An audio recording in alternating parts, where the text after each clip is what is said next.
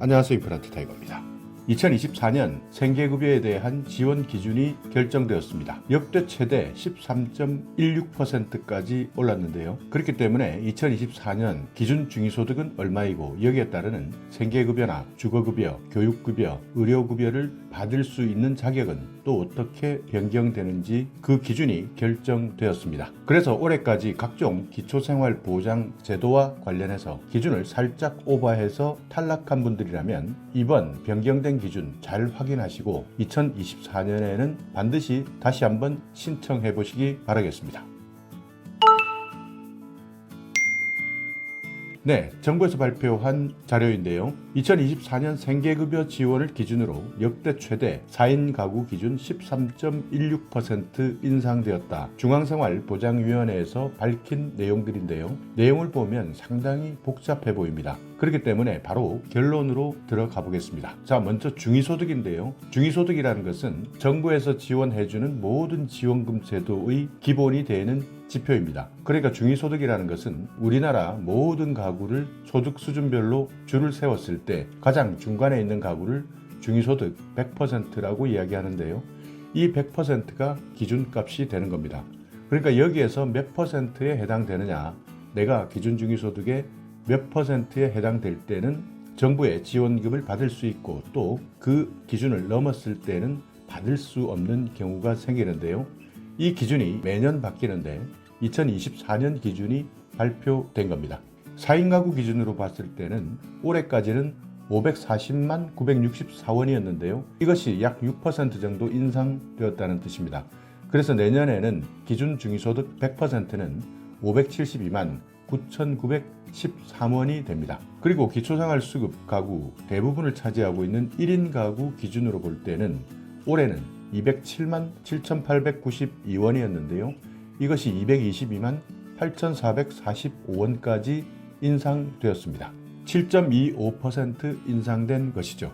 아까 말씀드렸지만 기준 중위소득은 국민 가구 소득의 중간값이다. 가장 중간에 위치한 사람들의 소득 기준이다. 이것이 기초생활보장제도를 비롯한 13개 부처 73개 사업의 각종 지원금에 대한 선정 기준으로 활용되고 있는데요. 매년 7월 말 이 기준을 새롭게 결정하는 겁니다. 자, 그래서 2024년 기준 중위소득 어떻게 바뀌었느냐. 1인 가구 207만 7,892원에서 222만 8,445원 이렇게 인상되었고요. 2인 가구는 345만원에서 368만원, 3인 가구는 443만원에서 471만원, 4인 가구는 540만원에서 572만원까지 인상된 것이죠.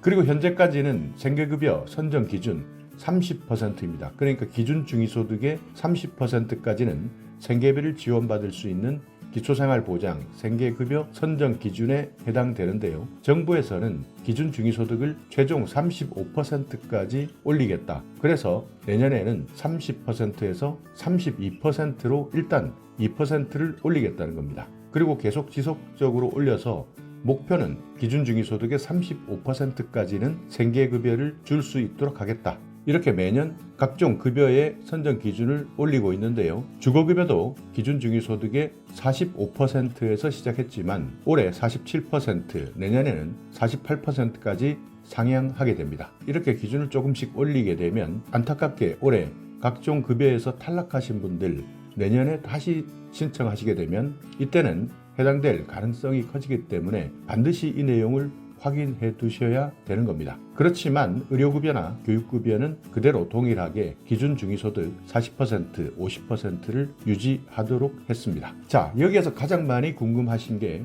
각종 급여별 선정 기준일 텐데요. 교육급여는 1인 가구 103만원에서 111만원까지 늘어났고요. 4인 가구는 270만원에서 286만원까지 늘어났습니다. 주거급여는 1인 가구 97만원에서 106만원까지, 4인 가구는 253만원에서 275만원까지 늘어났습니다. 그러니까 만약 내가 소득이 이 정도 기준에 부합한다면 신청하시면 되는 것이고요. 의료급여는 1인 가구 83만원에서 89만원까지, 4인 가구는 216만원에서 229만원까지 늘어났고요. 생계급여를 받으시는 분들은 올해는 62만원 정도의 소득 이하에 해당되어야 신청할 수 있었지만 내년에는 71만 원 이하에 해당된다면 신청할 수 있습니다. 4인 가구는 162만 원에서 183만 원까지 소득을 인정하기 때문에 이 급여별 선정 기준에 따라서 내가 신청할 수 있는 대상이냐 아니냐를 반드시 판단해 보셔야 됩니다. 여기에서 이야기하는 생계급여 같은 경우에는 선정 기준이 곧 최저 보장 수준입니다. 그렇기 때문에 4인 가구 기준 최대로 받는 사람들은 내년에는 한 달에 183만 원까지 보장받을 수 있다. 1인 가구는 71만 원까지 보장받을 수 있다. 다만 여기에서 인정되는 소득이나 재산 기준을 따져서 그 차액을 지급하지만 최대로 받는 사람의 입장에서는 생계급여 선정 기준이 곧 내가 받을 수 있는 최대 보장 금액이다. 이렇게 생각해 주시면 됩니다. 그 외에도 의료급여는 1종, 2종 나누어서 있는데요. 어떤 병원을 가느냐에 따라서 1차냐, 2차냐, 3차냐에 따라서 1종은 1,000원에서 2,000원까지, 2종은 입원과 외래에 따라서 조금씩 비율이 다릅니다. 자, 그리고 주거급여 많은 분들이 받고 있는데요. 주거급여는 급지에 따라서 다릅니다. 1급지는 서울이 해당되고요. 2급지는 경기, 인천, 3급지는 광역시, 세종시, 수도권 외 특례시, 4급지는 그 외 지역을 이야기합니다. 그러니까 내가 여기 어디 살고 있느냐에 따라서 주거급여를 신청하셨다면 여기에 따르는 급지별 금액을 확인해 보시면 되는데요. 서울 같은 경우에는 1인 가구는 34만 1,000원까지고요. 4인 가구는 52만 7천원까지입니다. 그 외 급지에 따라서 조금씩 금액들이 나뉘어져 있기 때문에 내가 살고 있는 곳, 주소지가 어디냐를 잘 판단해서 여기 표에 나와 있는 가구 특성 구분, 급지에 따르는 금액을 확인해 보시면 됩니다. 자, 그리고 이런 기준 중위소득, 정부에서는 약 73개 사업에 활용하고 있는데요. 부처마다 정말 많습니다. 고용노동부 같은 경우에는 대표적으로 국민취업지원제도 선발을 할 때 이 기준 중위소득을 활용하고요.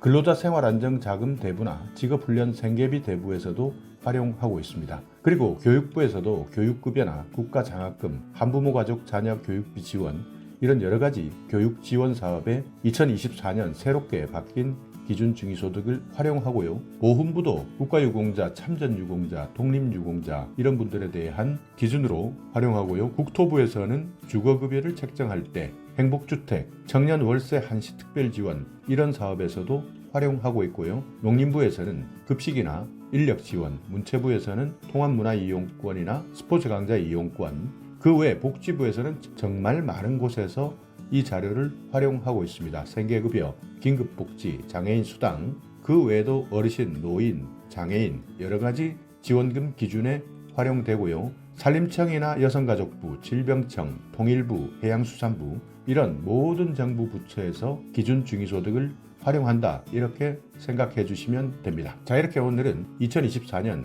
국민기초생활보장제도 기준 중위소득 그 외 각종 급여에 대한 기준이 발표되었는데요. 그렇기 때문에 2024년에는 올해 아쉽게 탈락했던 각종 지원금 또는 기초생활수급 신청자들이 다시 한번 기준이 확대되고 금액도 확대되었기 때문에 반드시 신청하시라. 이런 기준 내가 꼼꼼히 먼저 따져야 나중에 신청하실 때 정확하게 나의 소득이나 재산 상태를 확인하고 정부로부터 받을 수 있는 지원금을 받을 수 있는지 공무원이 판단하기 전에 스스로 먼저 판단할 수 있는 겁니다. 자, 오늘 영상 여러분께 조금이나마 유익한 정보가 있었다면요.